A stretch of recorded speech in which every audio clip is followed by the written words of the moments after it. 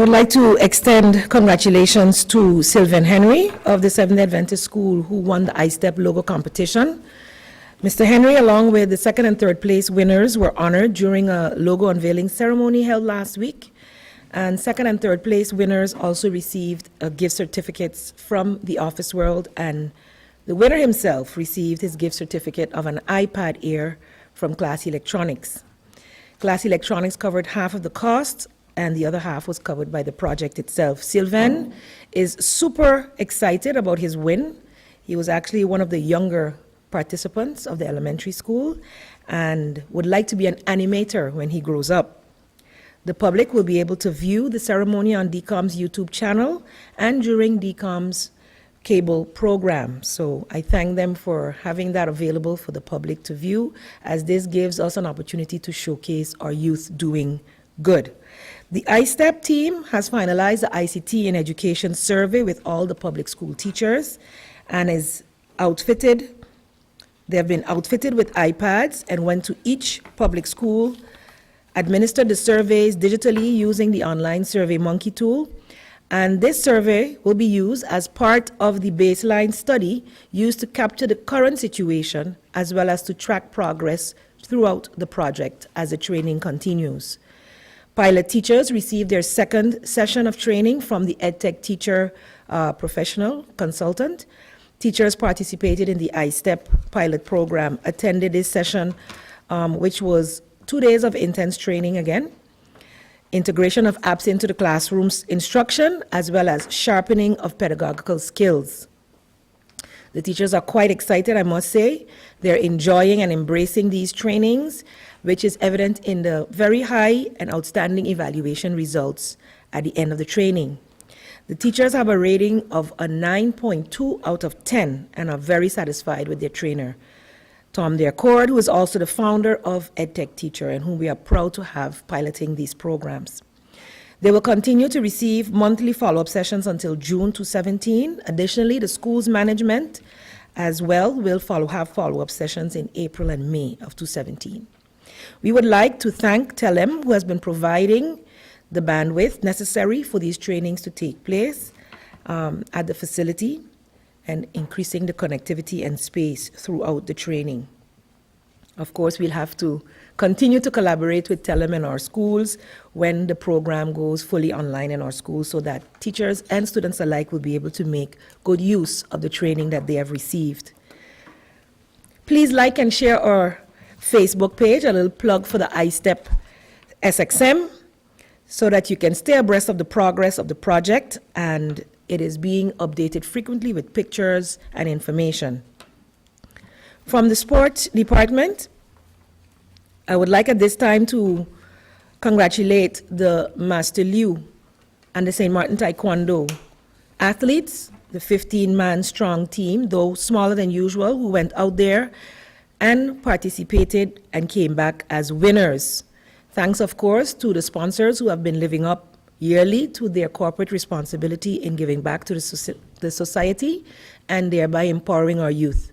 I have seen over the years that many of these young athletes under Master Liu continue to exert and exemplify discipline, live up to their responsibilities as great athletes, but also just good people. So any organization that is doing something like that will definitely get the kudos from government. We'd also like to congratulate the under 13 team who took part in the program, the Himno y Bandera tournament in Aruba last week. They returned on Monday. That though they lost, their scores did improve and were much better than last year.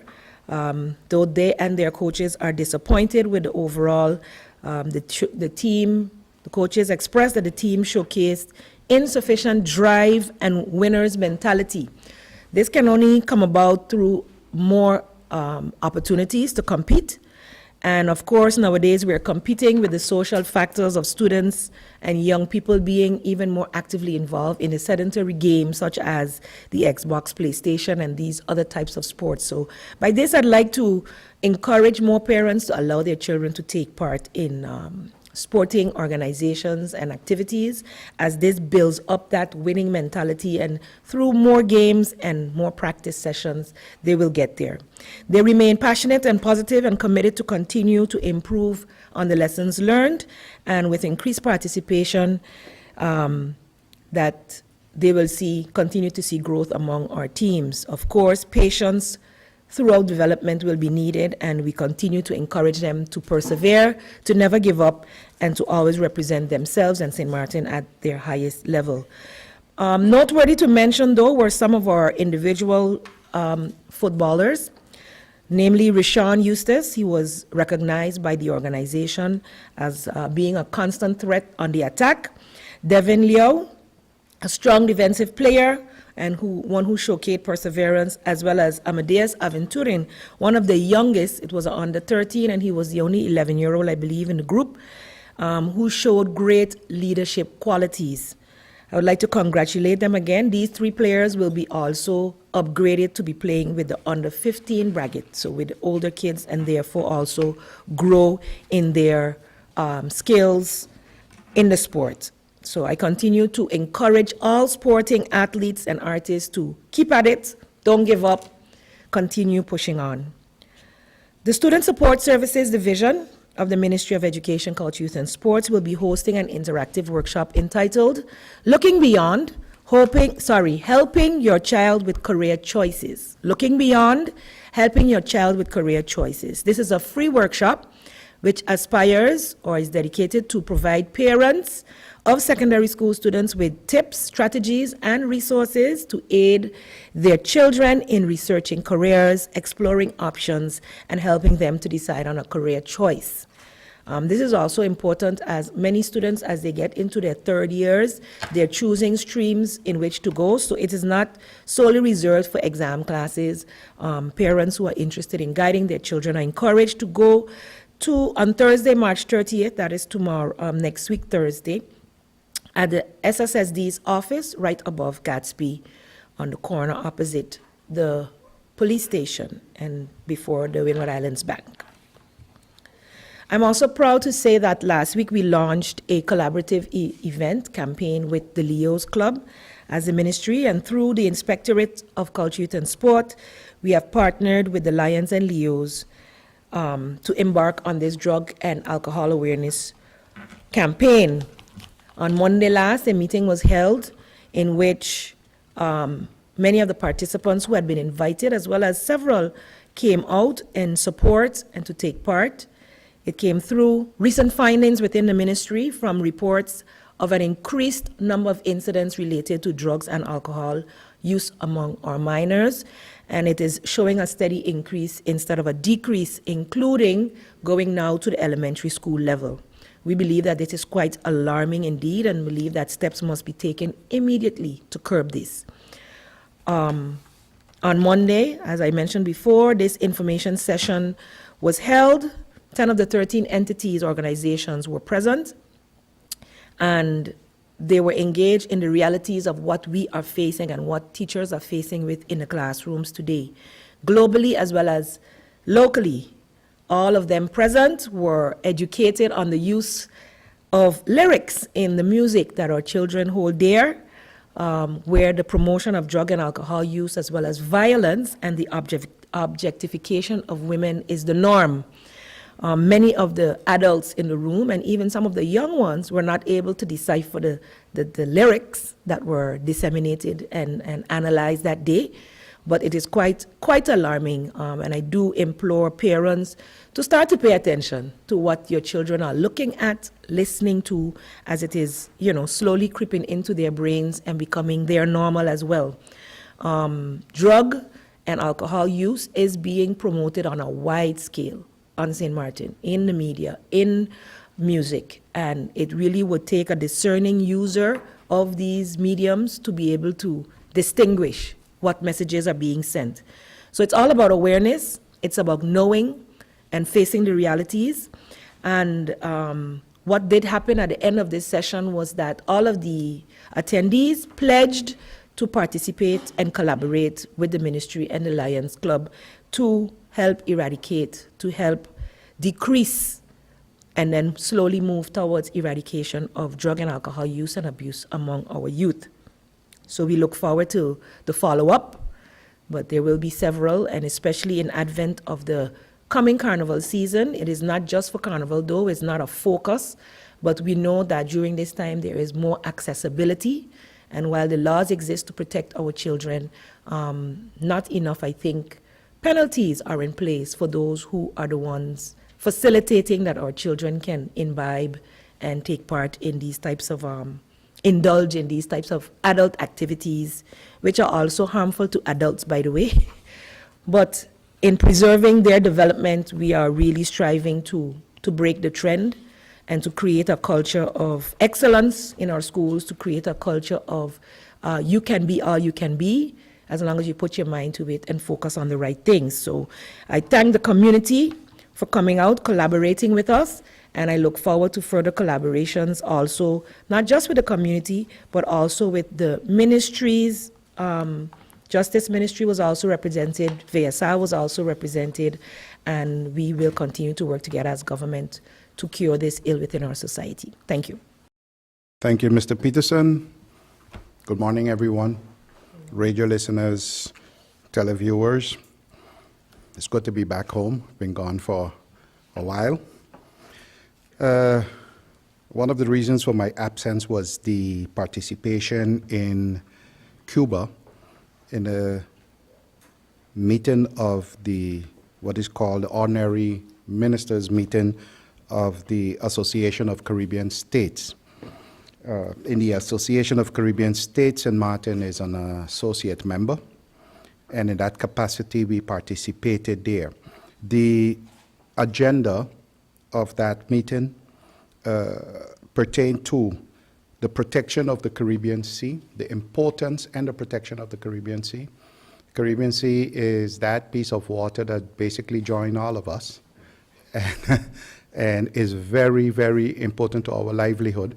And if you can remember some time back, and I think we still have issues with it, with the moss, the sea thing that was gathering and hampering to a great extent sometimes our tourism, because cleaning it up was one thing, disposing of it was another, and whether or not it emitted unhealthy gases or odors was a different thing. So that was a major point of discussion. And the way the organization is put together is that there are a number of donor states who finance certain projects. And the concentration would be on doing research and coming up, working with environmental groups to see how best we can take whatever measures are needed to make sure that we protect that piece of Caribbean Sea. There's a very interesting discussions, and the follow-up would be that that information would be disseminated to those stakeholders involved on St. Martin. We also discuss transportation, both sea and air transportation. Those who travel in the Caribbean know how difficult it is sometimes to get from point A to point B. Like I myself, in going to Cuba, I had to go to Panama first, fly there for 3 hours, and then fly back 2 hours to get to Cuba. So the air and sea transportation, and with sea transportation, you're not only looking at the visitors' part, but also cargo, and how and what can be done to facilitate the transportation of people and goods between the islands. One of the issues that was brought forward mostly by the delegation, the St. Martin, and let's say the kingdom, because being that I was the only minister from a country within the kingdom there, and the kingdom has an observer status, while Aruba Curacao has associate status, I was delegation leader of the kingdom. And one of the other things that we sought cooperation for, which is a problem that sometimes too often is downplayed, is that of the human smuggling.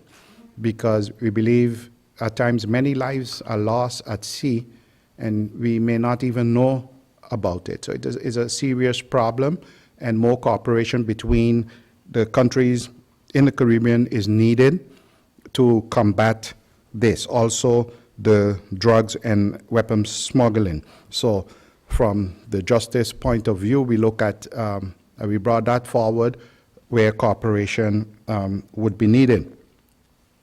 Also, we, in collaboration with the Dutch ambassador, we hosted a lunch at the residence of the Dutch ambassador for Caribbean ambassadors. And as was reported by our Prime Minister, Honorable William Marlin, is that St. Martin has put in a request and is seeking associate membership of CARICOM. So the lunch was kind of meant to lobby among those present. So when that comes up for discussion, that they would support the request of St. Martin, and I believe also the other islands in the other countries in the kingdom. I mentioned that different countries are listed as donors. It is surprising to see, while it is an Association of Caribbean States, basically the whole world was present. To give an example, as observers, would get observer status and would also act to a great extent as donors who would finance certain projects. And at that meeting, Japan, the United Arab Emirates, and Palestine were approved or inducted as observers to the Association of Caribbean States. I also would like to just mention a word of appreciation with regard to Mr. Patrice Gums of the Department of Foreign Relations. Until you witness sometimes, our professionals, how they perform, you don't really know. And I was able to witness it firsthand, and I think Mr. Patrice Gums was very professional, very helpful and knowledgeable in what he was doing. So I think we should not only throw rocks when bad is done, but we should also big up when big up is necessary. From there, I went on to Fort Lauderdale at the Sea Trade Conference, and the realization there and the magnitude of the cruise industry worldwide. And while many businesses are doubtful of their future, the cruise industry, the cruise business was able to project 10 years from now and project a tremendous growth, and you talking about a projected total 58 or 50 something billion dollar industry. This is evidenced by the amount of ships, new cruise ships that are on order by the different companies. And those cruise ships, once they naturally are ordered, they're looking for destinations to go. And that's where St. Martin comes in. The Port St. Martin, the tourist office, and the Ministry of Tiat were present. Other businesses on St. Martin made use of the opportunity also to go up at Sea Trade to lobby. It's basically one networking operation. That is what it's about, where players and shakers meet each other, buyers and sellers meet each other, and as President Trump would say, where deals are made.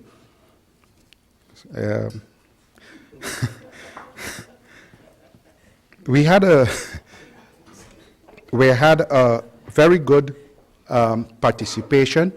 The port, I'm proud of them, of the importance that St. Martin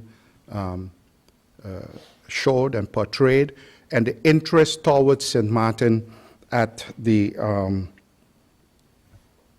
St. Martin booth. The St. Martin booth was, by the way, fantastic. It was something to be proud of, so big up to those people also. While there, I asked Mr. Julian Lake, who is a policy advisor on the cabinet of the Ministry of Tiat, to chair a meeting, and that meeting was with the Aquila Training Center, and that's a center for tour excellence, and they organize training programs in the areas of tour operators, tour guide, taxis, and key players in the tourism industry, and they are FCCA recognized. In that meeting, the discussion was held about annual mandatory training for primarily taxi drivers and tour operators. Like I said before, the product and the guest experience in the destination is what would make people come back and make the cruise operators continue to service your country. So we were speaking to them about the possibilities of training, and the training would center around the importance of tourism industry for St. Martin, customer service, and historical and cultural aspect of St. Martin. And I see immediately some of you would frown and say, why are you discussing with a company abroad about the historical and cultural aspect of St. Martin? And that is because one of the part of the discussion was that they would collaborate with the USM. We have already held discussions with the USM. And the USM, for instance, would be the ones taking the lead in the historical and cultural aspects of St. Martin, that part of the training. And so the partnering with the USM was discussed, and we would continue to finalize this project. There's a meeting planned for next week with the Dean of Academics, Mr. Francio Guadalupe, and we hope that we would be able to finalize this project. One of the taxi associations was also present there, and the opportunity was there to talk to them, and not only about this training, but on taxi operations in general in St. Martin. And I'm optimistic that, you know, a lot could be done together so that we can improve our product. First, I'd like to speak just a follow-up on the controls which happened last Friday, or Friday before, actually. So there was a follow-up meeting. It was a debriefing meeting. Minister Boseman, Minister Gibson were in attendance, as well as representatives from SZV, the police department, Minister Boseman, as well as his capacity as TIOT as well. I want to make it very clear that the process of improving compliance is a process that touches all of the ministries, and I think that the efforts that we're going through to improve compliance has the full support of Council of Ministers and other ministers present. In the end, it touches all of the ministries. For example, it touches education as well.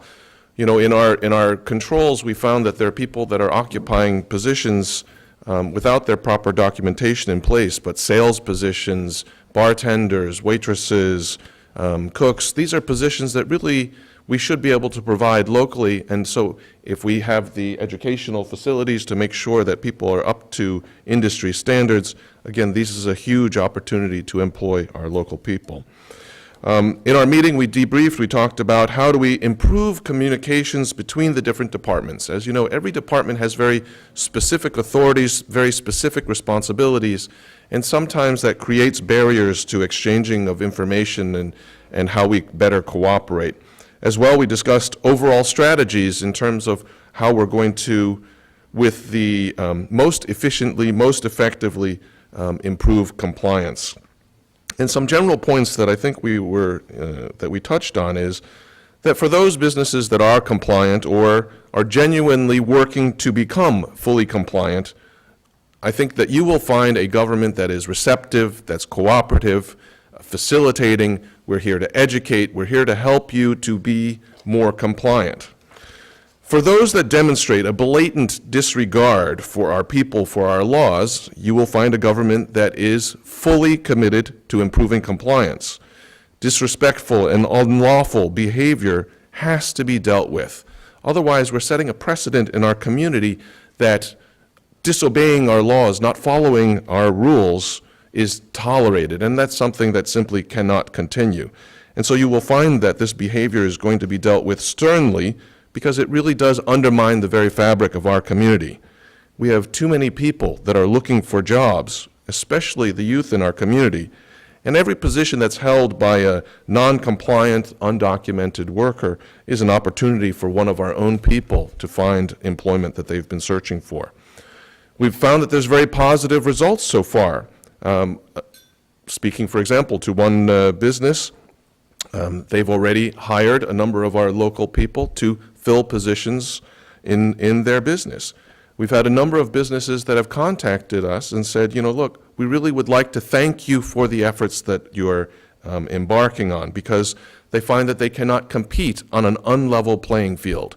If you are a business who is complying with the law, paying your taxes and paying all of your social premiums as you're obligated to, it's very difficult to compete against a business who is non-compliant. So we have businesses who've been struggling, who are playing by the rules, finding that they're having a hard time competing against those businesses that are not playing by the rules. Government's identified a number of uncollected revenues that they're in the process of pursuing. Some of the inspected businesses, as I mentioned, have already hired workers. And what's very interesting is we're getting tips, we're getting phone calls now saying, you know, you need to check this business because I think you'll find that they're also non-compliant. So we're in the process of processing those and trying to, again, work towards an overall strategy. The recommendation's very clear to the community. Make sure that you're proactive about becoming compliant. I encourage you to visit our website, ministryvsa.sx, to make sure that you understand what rules are out there and what you're obligated to comply with. A couple of housekeeping notes. This Saturday is the 9th annual Rudy Hoover Lions Health and Wellness Fair from 9 to 4 at the St. Martin Village. Guest speakers including Dr. Bird Lake, who's a cardiologist by profession, speaking about hypertension and stroke, and obviously what you can do to improve your lifestyle and make sure that you are not susceptible or less susceptible to those diseases. CPS is obviously cooperating. I think you will find that the health bus and the dental bus should be there as well, and we encourage the public to attend.